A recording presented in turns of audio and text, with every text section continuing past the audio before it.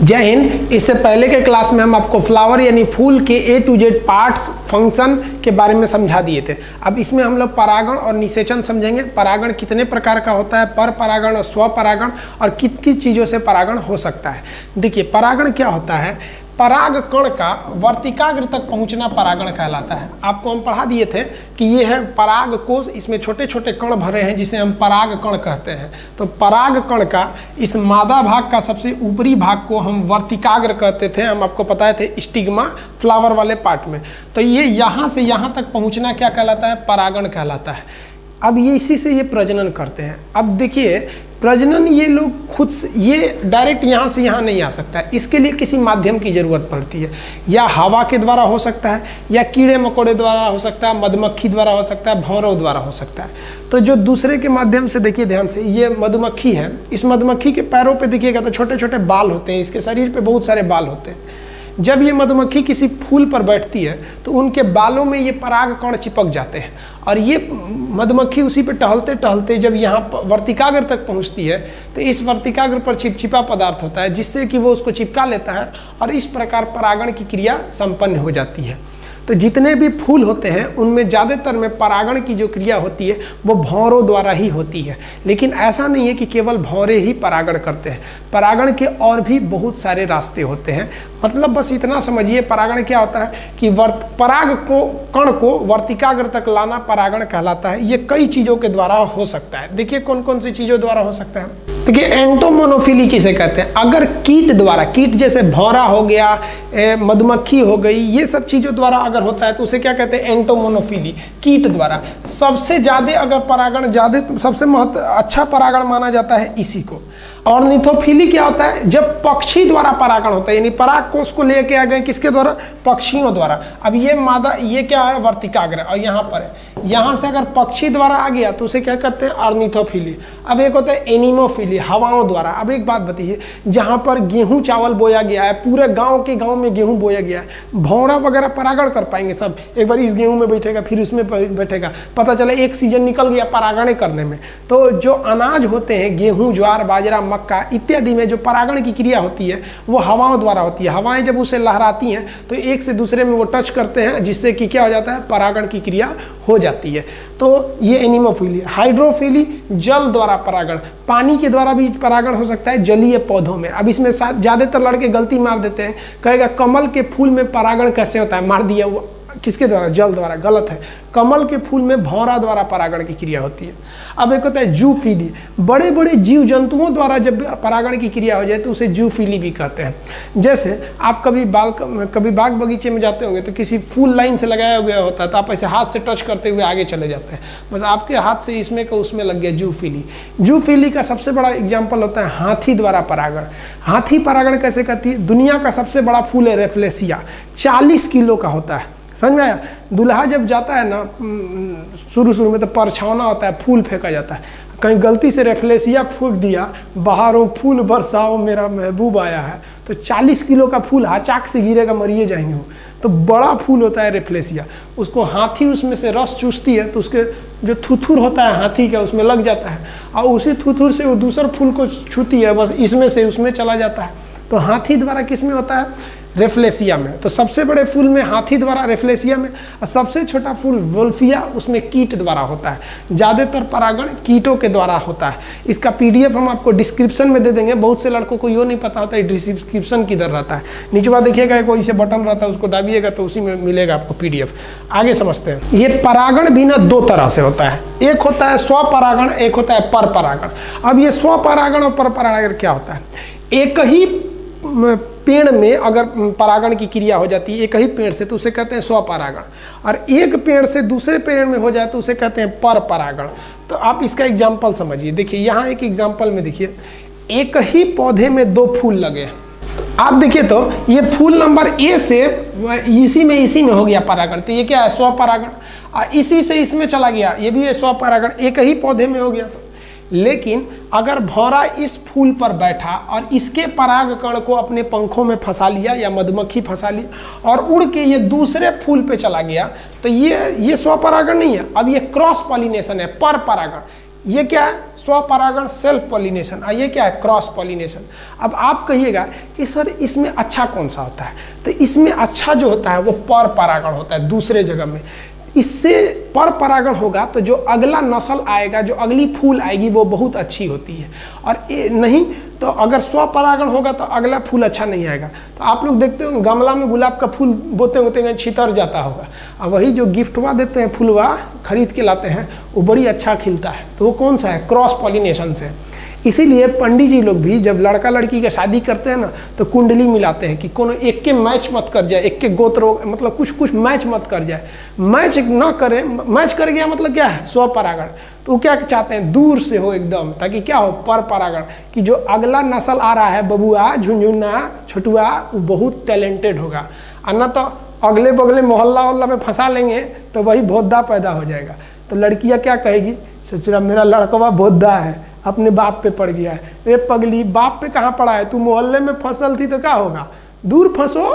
परागण समझ में आ गया।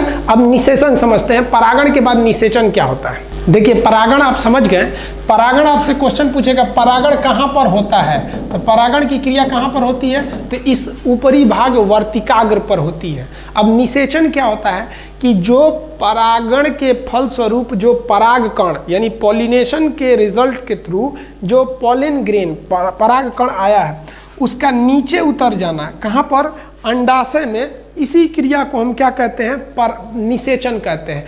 अब आपसे कहेगा निषेचन कहाँ होता है, तो निषेचन अंडाशय में होता है। कहेगा परागण कहाँ होता है, तो परागण वर्तिकाग्र पर होता है। निषेचन को समझने से पहले आपको कुछ बातें हम यहाँ समझा देते हैं। देखिए बड़ा कन्फ्यूजन करता होगा आपका, गैमेट यानी युग्मक क्या होता है। युग्मक देखिए, मेल का पार्ट और फीमेल का पार्ट जो आपस में मैच करना चाहता है उसे क्या कहते हैं, युग्मक। जैसे मेल में अगर बात करेंगे तो स्पर्म और फीमेल में ओवम, यही मैच करते हैं तो नेक्स्ट संतान बनती है, तो ये क्या होते हैं, युग्मक। अभी अलग अलग है तो इसे क्या कहते हैं, युग्मक। उसी तरह फूल में भी होता है, यहाँ क्या है, पराग कण, ये मेल का युग्मक है, और इस ओभम में क्या, ओवरी में क्या है, अंडा है, तो ये फीमेल का युग्मक है। अगर आप इंसान में बात करिएगा तो इसमें स्पर्म जो है वो मेल गैमेट यानी नर युग्मक है, और ओभम जो होता है फीमेल का वो मादा युग्मक होता है। जैसे ये युग्म को बना लेते हैं, मिल जाते हैं, तो उसे कहते हैं युग्म नज। उसे क्या कहेंगे, युग्म नज यानी जाइगोट। और यह जाइगोट जब तक पैदा नहीं हो जाता, बच्चा जन्म नहीं ले लेता, जब तक माँ के पेट में रहता है, उसे क्या कहते हैं, भ्रूण कहते हैं। भ्रूण यानी एम्ब्रॉय, समझा। एम्ब्रॉय के बाद बच्चा पैदा हो गया। अब आप देखिए जरा उल्टा देखते हैं, बच्चा जो पैदा हो गया, पैदा होने से पहले माँ के पेट में था, तो जब माँ के पेट में था तो उसे क्या कहते हैं, भ्रूण, एम्ब्रॉय। माँ के पेट से पहले वो स्पर्म और ओवम मिला होगा, जैसे मिला तो उसे क्या कहते हैं, युग्म नज यानी जाइगोट।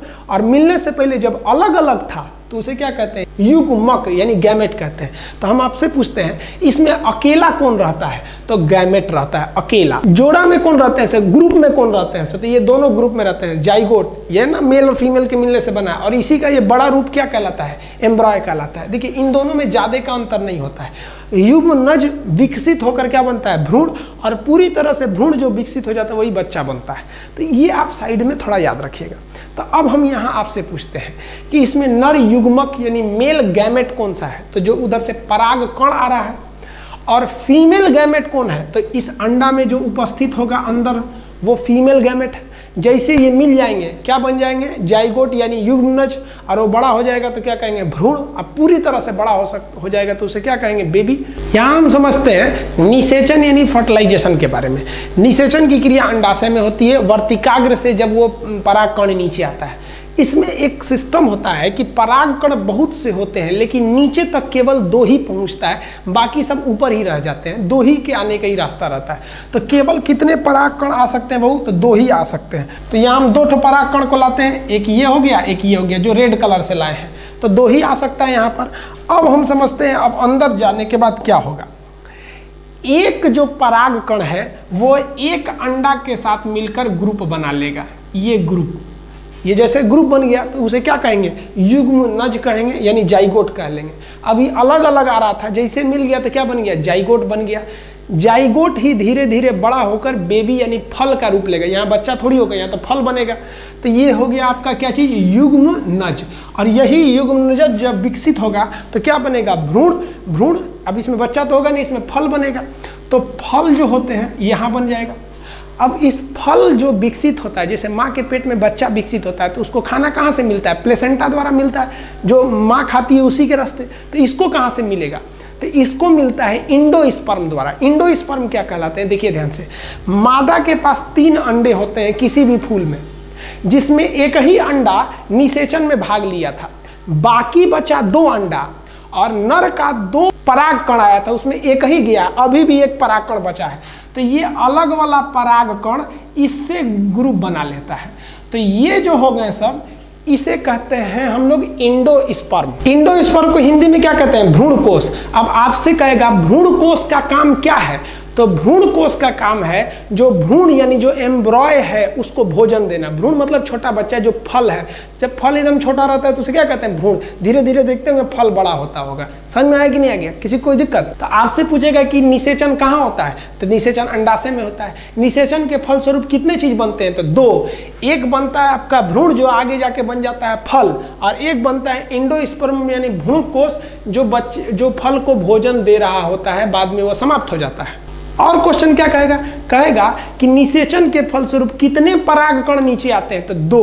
पहले से मादा में कितने अंडे रहते हैं, तो 3। भ्रूण बनने से पहले क्या होता है, युग्मनज। युग्मनज में कितने भाग लेते हैं, तो केवल 2, एक पराग कण और एक अंडा। अब कहेगा कि भ्रूण कोश बनाने में कितने, तो 3 ठो, 2 ठो तो मादा का अंडा और 1 ठो नर का पराग कण।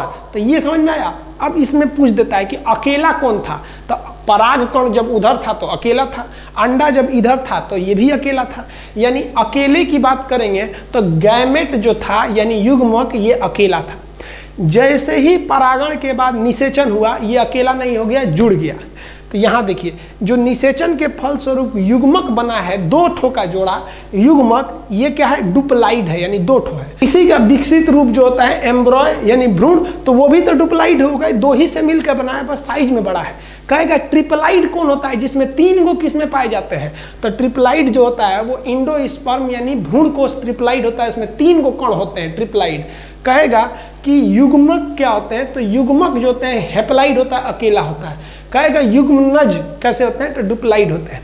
तो निषेचन समझ में आ गया। निषेचन कहाँ होता है, तो निषेचन की क्रिया अंडाशय में होती है। निषेचन के फलस्वरूप क्या बनता है, फल बनता है। इसके आधार पर फल को हम लोग कई भाग में बांटते हैं। निषेचन में अगर फल, निषेचन अंडाशय में हो गया तो सत्य फल, अंडाशय अगर छेद है अंडाशय में तो ये पुष्पासन में चला आएगा तो इसे असत्य फल।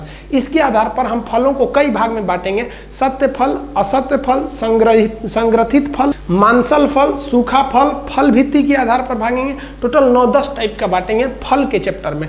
इसका PDF डिस्क्रिप्शन में दे दिए हैं। अब नेक्स्ट हम आपको फल यानी फ्रूट में आपको फलों के प्रकार समझा देंगे। तब तक जय हिंद।